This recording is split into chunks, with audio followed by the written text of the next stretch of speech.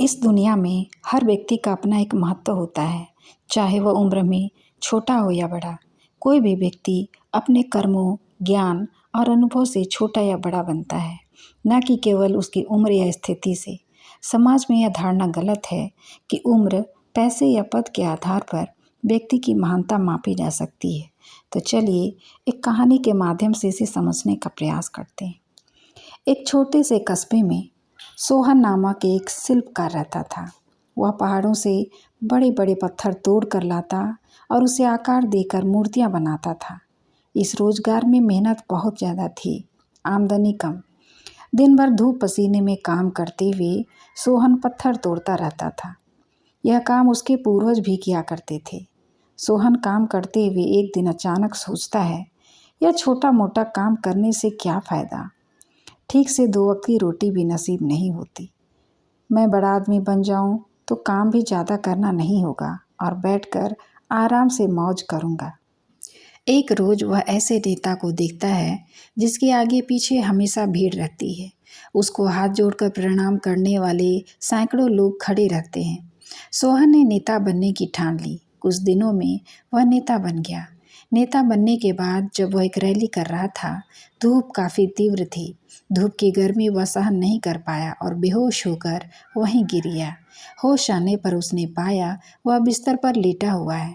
बिस्तर पर लेटे लेटे वह सोचने लगा कि नेता से बलवान वह सूर्य है जिसकी गर्मी कोई सहन नहीं कर पाता। मुझे अब सूर्य बनना है। कुछ दिनों बाद वह सूर्य भी बन गया। सोहन अब गर्भ से चमकता रहता और भीषण गर्मी उत्पन्न करता।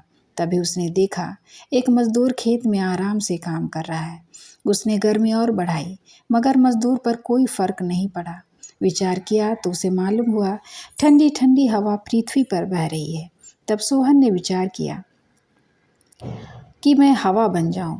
हवा बनकर मैं और शक्तिशाली बन जाऊंगा। कुछ दिनों बाद वह हवा बन गया। हवा बनकर वह इतराता इठलाता इधर उधर घूमने लगा। अचानक उसके सामने विकराल पर्वत आ गया जिसके पार वह नहीं जा सका। तब उसने सोचा, मैं इससे भी बड़ा पर्वत बनकर रहूंगा। कुछ समय बाद वह विशालकाय पर्वत बन गया। अब उसे अपने आकार और शक्तिशाली होने का घमंड हो गया। कुछ दिनों बाद उसे छेनी हथौड़ी की आवाज़ परेशान करने लगी। वह काफ़ी परेशान हो गया। उसकी आवाज़ इतनी कर्कश थी जो उसके शरीर को तोड़े जा रही थी।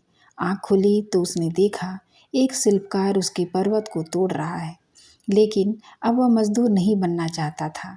वह काफ़ी परेशान था।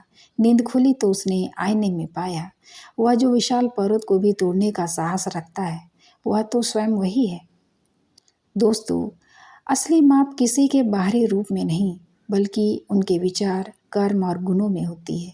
ये महत्वपूर्ण है कि हम सभी को समान दृष्टि से देखें। किसी की पहचान उसकी ऊंचाई, दौलत या उम्र से नहीं होती, बल्कि उसके कर्म, सोच और उसके दिल की महानता से होती है। इसलिए हमें हमेशा यह याद रखना चाहिए कि कोई छोटा या बड़ा नहीं होता। हर चीज़ में कुछ खास होता है जो उसे अद्वितीय बनाता है।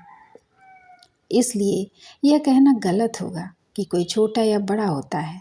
हमें हर व्यक्ति का सम्मान करना चाहिए और उसे उसके कार्यों और योगदान के आधार पर आंकना चाहिए, न कि उसकी उम्र, स्थिति या आर्थिक हालात के आधार पर।